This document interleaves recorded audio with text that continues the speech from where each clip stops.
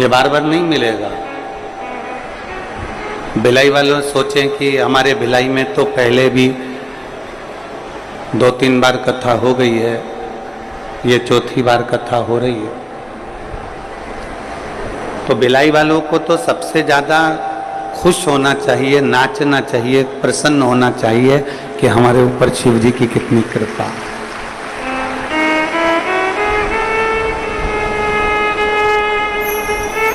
भगवान देवादिदेव महादेव की कितनी करुणा है, कितनी उदारता है।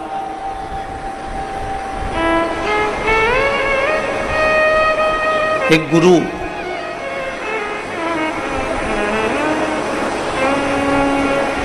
केवल अपने शिष्य को तारता है। एक गुरु का काम है अपने शिष्य को पार लगाना। एक गुरु का काम है अपने शिष्य को मंजिल तक पहुंचाना।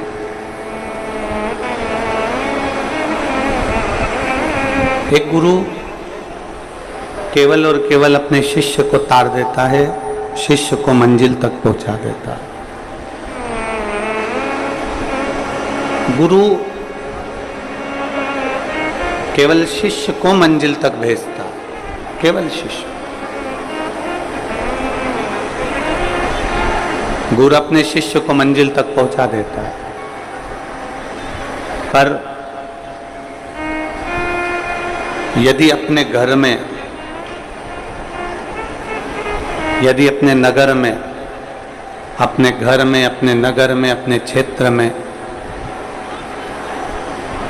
मान लो कोई शंकर का भक्त, कोई शिव को जल चढ़ाने वाला, कोई शिव का गुणगान करने वाला, कोई शंकर का भजन करने वाला, कोई शिव स्मरण करने वाला, कोई शंकर भगवान की अविरल भक्ति को जानने वाला यदि पैदा हो जाता है हमारे घर में, कोई शंकर का गुणगान करने वाला, शिव स्मरण करने वाला, शंकर को एक लोटा जल चढ़ाने वाला, शिव भक्ति में डूबने वाला यदि जन्म ले लेता है, गुरु केवल शिष्य को पार लगाता है।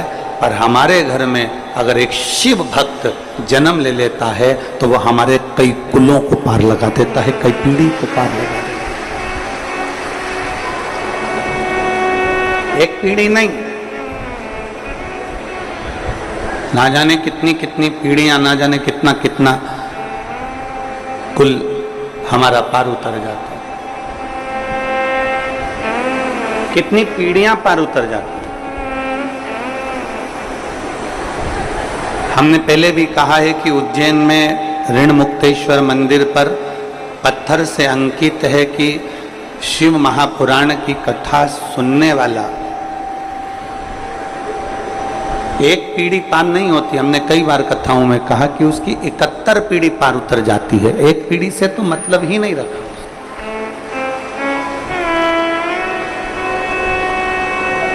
गुरु केवल शिष्य को पार लगा सकता है, और कोई भी गुरु होगा वो अपने शिष्य को पार लगाने का प्रयास करे।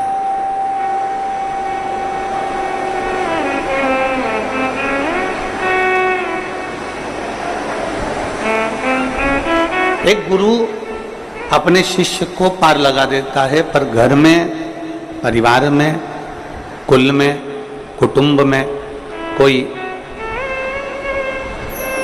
ऐसा शिव भक्त, भगवान शंकर का भजन करने वाला, भगवान शिव का स्मरण करने वाला कोई शिव भक्त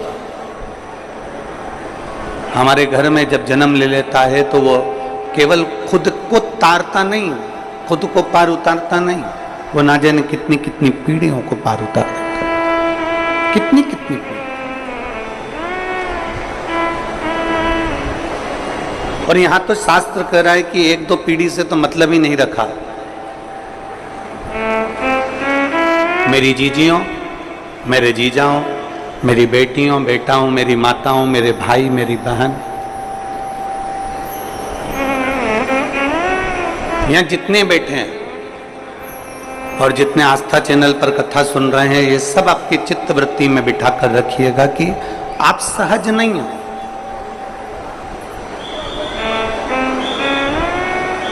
आप सहज नहीं हो। सारी कथाओं को सुनना सरल है, भागवत सुनना सरल है, रामायण सुनना सरल है, भागवत पढ़ना सरल है, रामायण पढ़ना सरल है, सारे पुराणों को पढ़ना सरल है, सारे पुराणों को सुनना सरल है, सारे पुराणों का मनन चिंतन करना सरल है। पर शिव महापुराण वेदव्यास जी खुद लिखते हैं 18 पुराण में से एक पुराण शिव पुराण ऐसी है कि वेदव्यास जी लिखते हैं कि शंकर को कोई नहीं जान सकता और शिव महापुराण को जानना बड़ा कठिन है, बहुत कठिन। कितने कितने जन्म,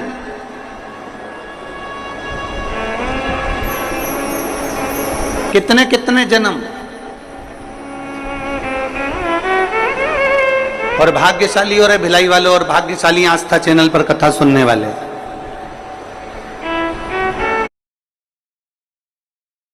जिसमें आप कथा सुन रहे हो,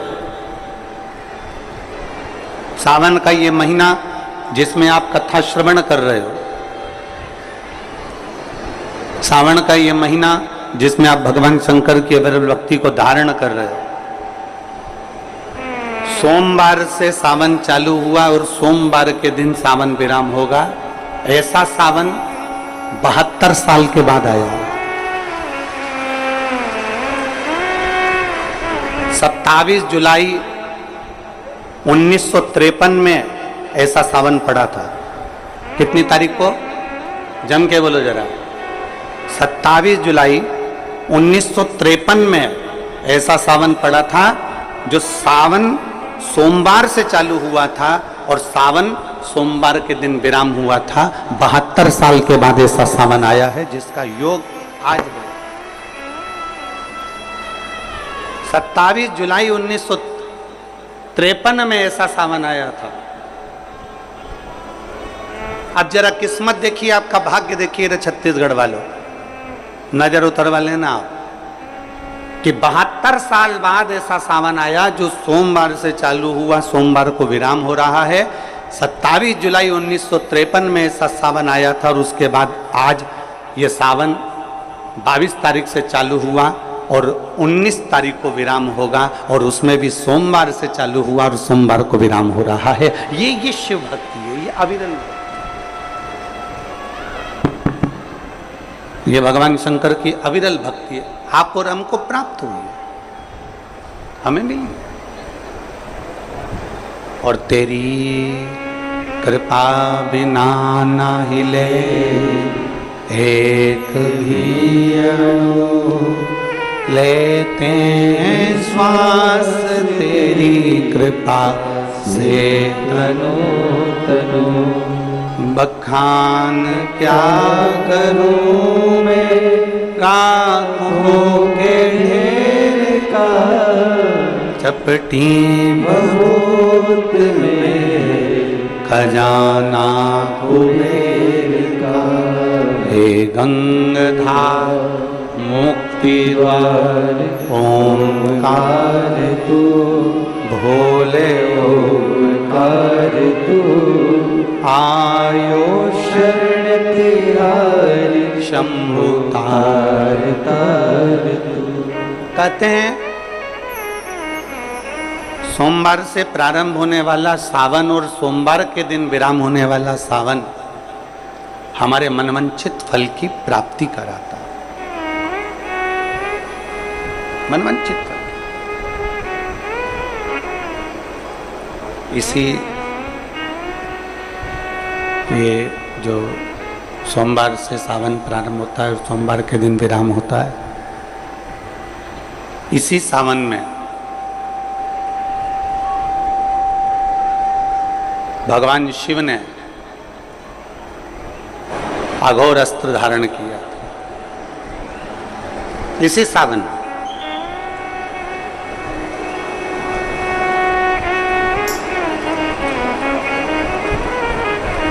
एक त्रिपुरासुर असुर हो गया। 3 पुरियों का निर्माण कर कर वो निवास कर रहा है।